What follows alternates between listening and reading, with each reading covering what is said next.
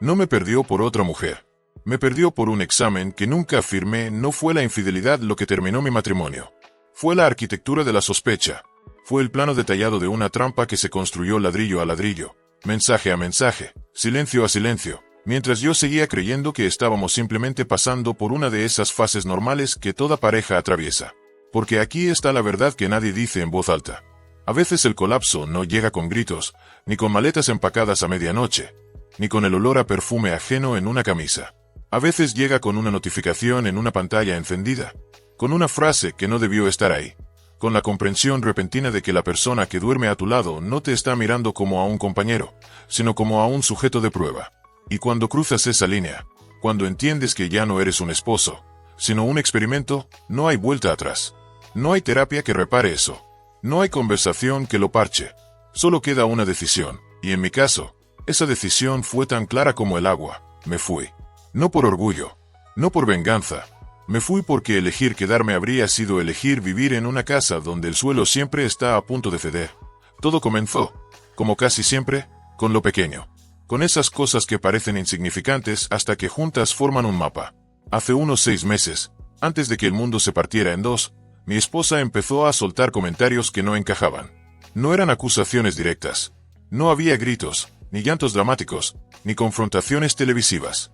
Eran frases envueltas en papel de regalo, con un lazo que parecía un cumplido pero que por dentro traía un alambre. Eres tan encantador, seguro que a las mujeres les encanta eso. Dicho con una sonrisa, pero con un tono que no llegaba a los ojos. O mencionaba a una compañera de trabajo de la que yo había hablado en una cena casual, y de pronto esa mención se convertía en un tema que flotaba en el aire como niebla. No era hostil, era sutil. Y por eso era peligroso, porque lo sutil te obliga a dudar de tu propia percepción. Te hace preguntar si estás exagerando, si eres sensible, si tal vez si hay algo que no estás viendo. Le respondí la primera vez. Le pregunté directamente, sin rodeos, qué era lo que realmente quería decir. Me dijo que bromeaba. Me dijo que estaba siendo paranoico. Asentí, sonreí, y seguí adelante.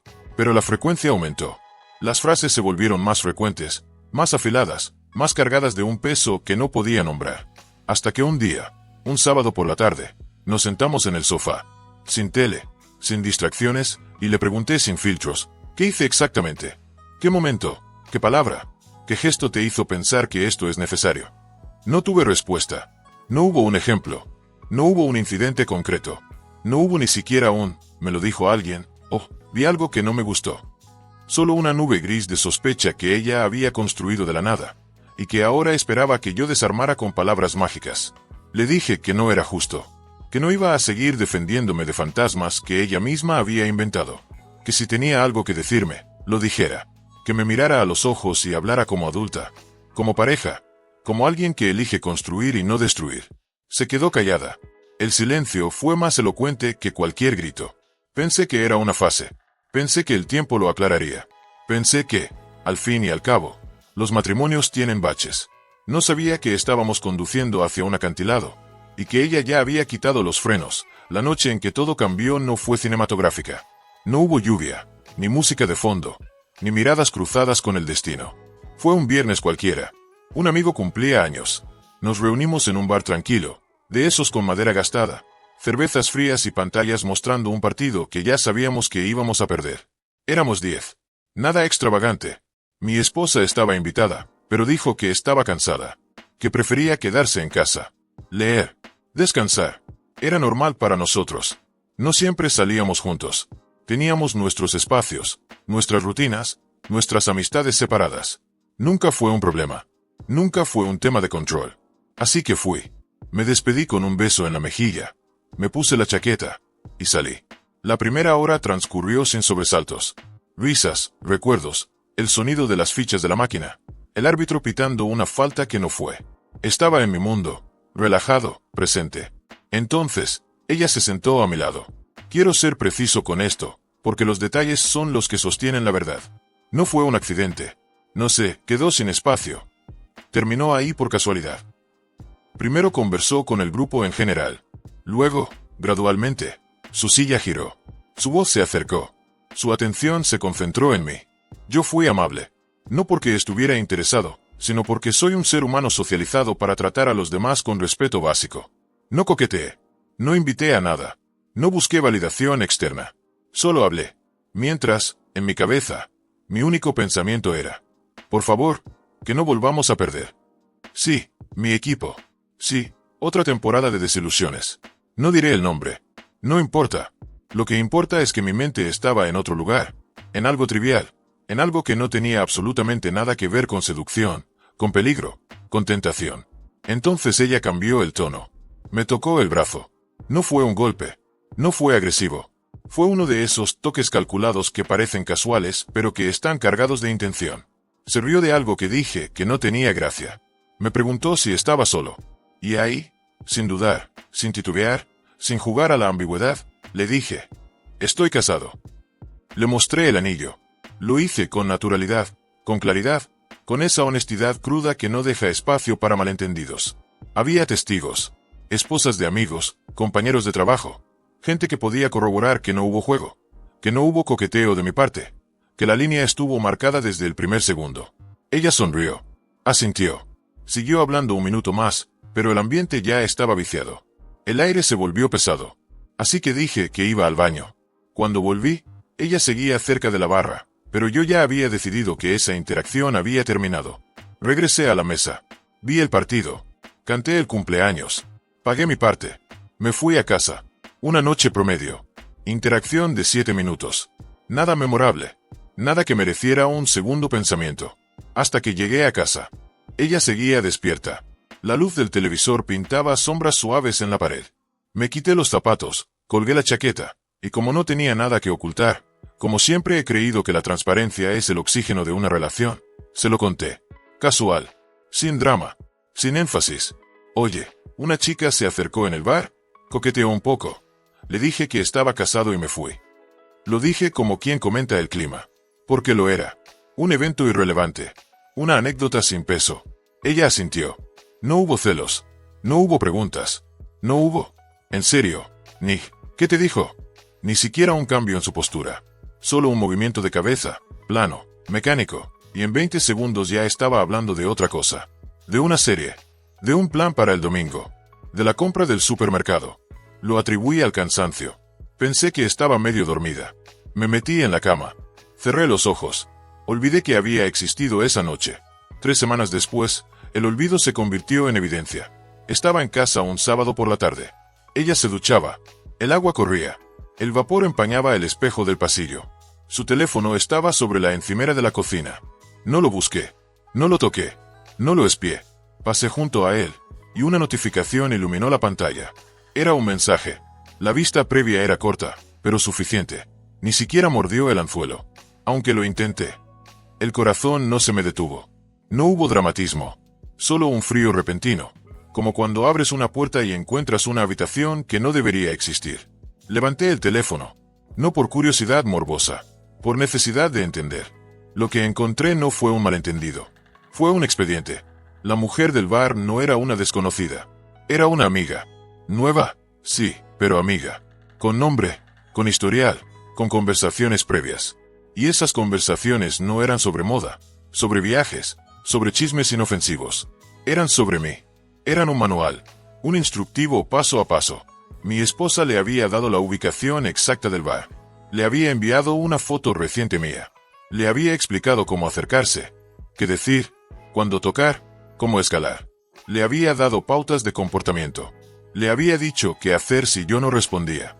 Presiona un poco. Sé más directa. Menciona esto. Prueba aquello. Era una clase de seducción impartida por la persona que supuestamente más me conocía. Y lo más escalofriante, después de la noche, hubo un informe. La amiga le escribió. Lo cortó de inmediato. Dijo que estaba casado. Mostró el anillo. La respuesta de mi esposa fue: bien. Perfecto. Y luego, sin transición, sin remordimiento, sin un «qué raro». Oh, no esperaba eso. Cambiaron de tema. Hablaron de una película, de un restaurante, de la vida, como si hubieran cerrado un expediente administrativo. Como si yo no fuera el sujeto, sino un dato. Salí de la cocina. Me senté en el sofá. No dije nada. No podía. No porque estuviera en shock, sino porque estaba procesando. Y lo que estaba procesando no era el coqueteo. No era la otra mujer. Era la arquitectura, la planificación, la frialdad, la decisión consciente de convertir mi matrimonio en un laboratorio. De tratarme no como a un compañero, sino como a un problema a verificar. De reclutar a una tercera persona para ejecutar un plan que ella misma diseñó. Y lo peor, yo llegué a casa. Le conté todo voluntariamente, sin filtros, sin miedo, con la confianza ingenua de que seguíamos en el mismo equipo. Y ella escuchó, asintió, y guardó el secreto. Esa es la grieta que no se sella. No la deslealtad, la simulación, la capacidad de mirar a los ojos a la persona que amas y actuar como si no supieras nada, mientras por dentro ya has redactado el veredicto. Los siguientes días fueron de reflexión silenciosa, no de ira, de claridad. El incidente del bar en sí lo superé en 48 horas. La otra mujer no era mi esposa. No era la persona con la que había compartido 3 años, risas, silencios, rutinas, sueños. Era un instrumento, un peón en un juego que yo no acepté jugar. Lo que no podía superar, y todavía no puedo, es la mentalidad que lo hizo posible. ¿Qué tan roto tiene que estar un vínculo para que, en lugar de hablar, se opte por la emboscada? ¿Qué clase de amor es ese que necesita pruebas para existir? Si tienes dudas, las hablas. Si tienes miedo, lo expresas. Si necesitas certeza, la pides. No montas una operación encubierta. No reclutas aliados. No diseñas escenarios. No conviertes la intimidad en un campo de pruebas. Porque en algún punto entre la inseguridad y la manipulación, hay 15 opciones humanas. Y ella eligió la 16ª. La que destruye. La que no deja cicatriz visible, pero que carcome por dentro. Pensé en qué tipo de persona hace esto. Y la respuesta siempre fue la misma. Alguien que no respeta. Que no ve a su pareja como un igual, sino como un objeto de verificación. Que confunde control con confianza. Que cree que el amor se demuestra cayendo en trampas, no eligiendo no tenderlas. No es normal. No es sano. No es aceptable. Y no es solo una tendencia. Es una enfermedad relacional que se disfraza de empoderamiento, que se vende como prueba de lealtad, que se normaliza en vídeos de 15 segundos, y que deja cadáveres emocionales en dormitorios de todo el mundo. Si tienes que probar que te aman, ya no te aman. Ya estás midiendo un cadáver. 2 semanas después de encontrar los mensajes, lo puse sobre la mesa. Sin gritos, sin teatro, solo hechos. Le dije que sabía lo del bar, que había leído los mensajes, que no era un malentendido, que no era una broma, que era un plan. Lo primero que hizo fue negar. No sé de qué hablas. Explícame mejor. No entiendo. Así que abrí las capturas de pantalla. Las había guardado ese mismo día. No por venganza, por instinto de preservación. Se las mostré. La negación se desvaneció. Lo que vino después fue una campaña de reescritura histórica. De pronto, no era manipulación. Era una pequeña prueba. Era por nuestro bien. Era, si sale bien, estaremos más tranquilos. Era una corazonada. Le pregunté, ¿qué corazonada? ¿Qué hiciste? ¿Qué vi? ¿Qué escuchaste? Dame un solo ejemplo. Empezó a hablar. Dio vueltas. Terminó en nada. No había un incidente. No había una palabra. No había un gesto. Solo un, sentí que algo no estaba bien, que justificaba una operación de inteligencia privada. Y luego, el giro final, se ofendió. Porque yo estaba ofendido. Porque, según ella, si no tenía nada que ocultar, no debería haberme molestado tanto. Como si la indignación fuera prueba de culpa. Como si el respeto a los límites fuera síntoma de nerviosismo. No, la indignación es la respuesta natural a la violación de la confianza. El respeto a los límites es lo que sostiene cualquier vínculo sano. Ella confundió mi dignidad con deslealtad. Y ahí supe que ya no había camino de vuelta. No porque estuviera enojado, porque estaba lúcido. Presenté la solicitud de divorcio. No fue un acto impulsivo. Fue una conclusión lógica. Ordené mis cosas. Las saqué una tarde mientras ella no estaba. No por cobardía. Por respeto a mí mismo. Me quedé con un amigo. Entregué los papeles. Ella pensó que era un drama. Un berrinche. Un movimiento de negociación. No entendió que no estaba negociando. Estaba terminando. Porque cuando alguien te demuestra que no te ve como a un igual, no hay diálogo posible. Solo hay distancia. Y la distancia, a veces, es el único acto de amor propio que te queda. Actualización 1-3 semanas después, un número desconocido me escribió. Era ella. La amiga. La del bar. La del plan. Lo primero que dijo no fue una disculpa superficial. Fue un relato. Me explicó que la noche del bar no fue una idea espontánea.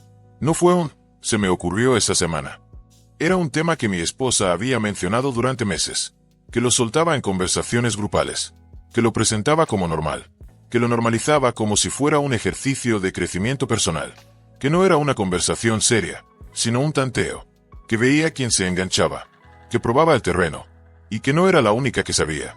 Al menos otra persona del grupo estaba al tanto, que cuando yo le conté a mi esposa lo del bar, potencialmente había varias mujeres en su círculo que ya sabían exactamente lo que estaba describiendo, que estaban esperando el reporte, que yo era el único en mi propio matrimonio que no sabía que estaba siendo evaluado. Luego, pidió disculpas. Dijo que no quería hacerlo, que mi esposa insistió, que la presionó, que terminó cediendo, que me pareció un hombre decente porque otro en mi lugar hubiera caído. No respondí, no porque no tuviera nada que decir, porque no tenía nada que añadir. Bloqueé el número. No por rencor, por higiene emocional. No voy a entrar en la dinámica de un grupo que normaliza la traición como entretenimiento. No voy a legitimar un círculo donde la lealtad se mide con trampas y la amistad se usa como herramienta. Prefiero la soledad que la complicidad. Y lo que ha pasado desde mi lado es simple. El divorcio avanza. Sin dramas, sin batallas, sin peleas por muebles o por recuerdos. Solo papeles, firmas, fechas. Ella, por su parte, no entendió al principio. Creyó que era un juego, una táctica, un movimiento para obtener algo. No entendió que cuando un hombre dice, se acabó, no está negociando, está despidiéndose. Cuando la realidad la golpeó, fue a su grupo, buscó apoyo, y ahí descubrió que el Frente Unido era una ilusión, que el grupo se había fracturado, que las que sabían del plan y lo aprobaban ya no la miraban igual, que las que no estaban de acuerdo se habían alejado, que la que le escribió a mí ya no respondía mensajes, que la lealtad de grupo se desmoronó cuando el experimento falló. Y entonces, ella cambió la narrativa. Empezó a contar que fue víctima, que la amiga se ofreció, que yo tenía algo con ella desde antes, que el divorcio era una pantalla para estar juntos. Mentiras, fábulas, historias para salvar el ego. Y no las negué, no porque fueran ciertas, porque no merecían mi energía. Dejé que la verdad hablara sola. Y la verdad es simple, no me divorcié por otra mujer. Me divorcié por una falta de respeto que se disfrazó de prueba. No necesito que nadie me convenza de volver. No necesito que nadie me diga que exagere. Leí lo que hice. Viví lo que sentí. Tomé la decisión. Y la mantengo. Porque un matrimonio no se salva con trampas. Se salva con palabras. Con honestidad. Con la valentía de decir, tengo miedo. En lugar de, te voy a probar. Y si eso no está, no hay nada que salvar. Solo hay que soltar. Actualización 2. El divorcio está firmado. Oficial. Legal. Cerrado. No hubo pelea. No hubo lágrimas dramáticas. No hubo última oportunidad. Solo un proceso limpio, rápido, inevitable. Y mientras yo respiraba aire nuevo, ella entraba en un ciclo distinto. Según lo que he sabido por conocidos comunes, por comentarios sueltos, por la red invisible que conecta a la gente sin que lo busques, ella ha estado saliendo casi todas las noches. Martes, miércoles, jueves, fines de semana. Hasta la 1, hasta las 2. Sin rumbo fijo. Sin propósito claro. Solo movimiento. Como si el vacío que dejó la estructura del matrimonio se llenara con ruido. Y el ruido, a veces, trae consecuencias. La primera, una multa por orinar en la vía pública. No es un crimen. Es un síntoma. De pérdida de control. De falta de filtro. De alguien que antes medía sus pasos y ahora los arrastra. La segunda, resistencia a la autoridad. Alboroto. Negativa a calmarse. Detención. Nada grave en el papel. Todo significativo en el contexto. Porque conecta con ese grupo que nunca me agradó. Con esa cultura del exceso disfrazada de libertad. Con la idea de que romper límites es sinónimo de vivir. No lo es. Vivir es elegir. No es destruirse para probar que se está vivo.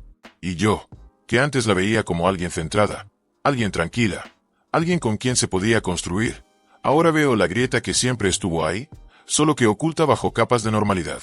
La gente cambia, o muestra quién es cuando ya no tiene nada que perder. Y en su caso, lo que muestra es caos.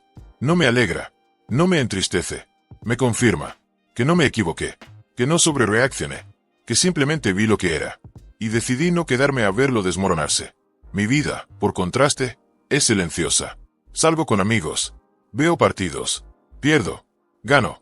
Río. Compro pizza. No uso corbata. No finjo. No tengo que medir palabras. No tengo que descifrar silencios. Y en esa simplicidad, encuentro algo que el matrimonio ya no me daba: paz. Porque la paz no es la ausencia de problemas. Es la presencia de límites. Y yo los puse. No con gritos. Con decisiones. Y esa es la diferencia entre sobrevivir y vivir. Actualización 3. Pensé que esto terminaría aquí. Que el silencio sería suficiente.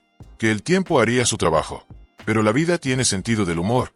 Y a veces lo ejerce con crueldad. Volví a cruzarme con ella. Con la amiga. En un bar que pensé que era seguro. Con gente que conocía. En un lugar donde el ruido cubre las conversaciones. Esta vez no hubo coqueteo sutil. No hubo toques calculados. Fue directo. Sé que ya no estás casado. Y no me gusta salir con hombres comprometidos, pero tú ya no lo eres. Dejemos de jugar. No sé a qué juego se refería. Yo no estaba jugando. Nunca estuve. Le dije que no. Con claridad. Con firmeza. Sin ambigüedad. Que no había interés. Que no habría repetición. Que mi vida ya no incluía dramas ajenos. Que prefería la tranquilidad que el espectáculo. Ella insistió. Se acercó. Intentó un beso. No lo permití. Me alejé. Recogí mis cosas. Le dije a mis amigos que nos íbamos. Que prefería su sala que ese ambiente. Porque no hay nada más tóxico que quedarse donde no te respetan, solo por cortesía. Lo que pasó después no lo vi. Lo supe después. Por terceros. Por la red. Por el eco que dejan las decisiones mal tomadas. Mi ex, al enterarse de que su amiga hizo un movimiento, no reaccionó con palabras. Reaccionó con puños. Con patadas. Con furia descontrolada. No fue una pelea de miradas. Fue un asalto. La llamó rompehogares. La llamó víbora. La golpeó con una violencia que no encaja con la mujer que supuse conocer. La amiga presentó denuncia. Mi ex terminó con 30 días de cárcel. Y una orden obligatoria de asistir a un programa de manejo de sustancias. No sé qué sustancias. No quiero saberlo. No es mi problema. Ya no lo es. Pero lo que sí sé es que esto no es un accidente. Es un patrón. Es la consecuencia de una mentalidad que confunde control con amor, que normaliza la manipulación, que cree que los demás son piezas de un tablero. Y cuando las piezas se mueven solas, cuando no obedecen al guión, la respuesta es la violencia. No física al principio, emocional, psicológica, silenciosa. Y luego, cuando ya no funciona, estalla. Y yo, que antes me preguntaba si exageré, ahora sé que no, que me quedé corto, que debería haberme ido antes. No por miedo, por instinto, porque hay relaciones que no se reparan, se cierran, y esta era una de ellas. A veces pienso que todo empezó por una tendencia, por un vídeo, por un consejo mal digerido, por la idea ridícula de que el amor se prueba con trampas, y luego me quito el pensamiento, porque no fue una tendencia, fue una elección, y las elecciones tienen consecuencias. Ella eligió la desconfianza, yo elegí la dignidad, y la dignidad, tarde o temprano, siempre gana, porque no necesita pruebas. Solo necesita espacio para respirar. Actualización 4. Creo que esta es la última. No porque no haya más historias. Porque ya no me pertenecen. Porque he trazado una línea, y no la cruzo. Pero hubo un intento. Uno más. Como si el guión necesitara un cierre dramático. Como si la narrativa exigiera un ¿y si volvemos? Me escribió por redes sociales. Porque se aseguró de que no supiera dónde vivo. De que no pudiera evitarla por la calle. De que el contacto fuera digital, controlado. A su ritmo. Dijo que estaba arrepentida, que amó como rechacé los avances de su amiga, que cree que ahora, en un buen lugar, es momento de darnos una oportunidad. Leí el mensaje 2 veces, no por duda, por confirmación. ¿Un buen lugar? ¿Qué lugar es ese? ¿El que incluye mentiras? ¿El que incluye trampas? ¿El que incluye noches sin rumbo, multas, arrestos, programas obligatorios, violencia, y la creencia de que el amor se negocia con culpa? No recuerdo que buen lugar signifique eso. Tal vez salió en una tendencia nueva. Tal vez hay un vídeo que lo explica. No lo vi. No me importa. Respondí una palabra, no. Sin explicaciones. Sin justificaciones. Sin drama. Solo no. Porque a veces, la respuesta más poderosa es la más simple. Bloqueé la cuenta. No por rencor. Por final. Por cierre. Por respeto a mi propio tiempo. Y desde entonces, silencio. 5 semanas. Sin mensajes. Sin llamadas. Sin apariciones. Sin sombras. Solo vida. Y en esa vida, cosas pequeñas. Mi equipo ganó un partido. No es una metáfora. Es un hecho. Un equipo que lleva años perdiendo, de pronto, encuentra forma. Y yo, que llevo meses reconstruyendo, de pronto, encuentro ritmo. No es casualidad. Es consecuencia de elegir paz, de elegir límites, de elegir no quedarme en un lugar donde el amor se mide con pruebas. Porque el amor no se prueba, se vive, se construye, se cuida, se habla, se elige, día tras día, sin trampas, sin espías, sin informes, sin silencios calculados. Y si no está eso, no hay amor. Hay un contrato roto, hay un experimento fallido, hay una lección aprendida. Y yo ya la aprendí. No volveré, no reconsideraré, no miraré atrás, porque mirar atrás es perder el presente. Y el presente, por fin, es mío. Tranquilo, claro, sin ruido, sin pruebas, sin trampas, solo yo. Y eso, después de todo, es suficiente. Más que suficiente. Es todo.